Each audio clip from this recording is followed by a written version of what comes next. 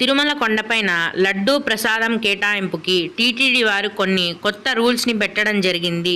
అవేంటంటే, దర్శనమైన భక్తులు లడ్డూ కౌంటర్లో లడ్డూ తీసుకోవడానికి మీ దర్శనం టికెట్ చూపిస్తే ఒక ఫ్రీ లడ్డూ ఇచ్చేవారు.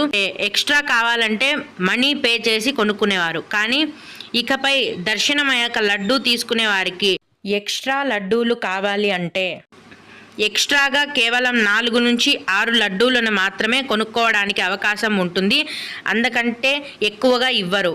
అలాగే టికెట్స్ లేకుండా నేరుగా ఫ్రీ దర్శనానికి వెళ్ళే భక్తులైతే వారికి లడ్డూ కౌంటర్ బిల్డింగ్లో కౌంటర్ నెంబర్ 48 నుంచి 62వ కౌంటర్లలో రోజుకు 2 లడ్డూలను మాత్రమే కేటాయిస్తారండి.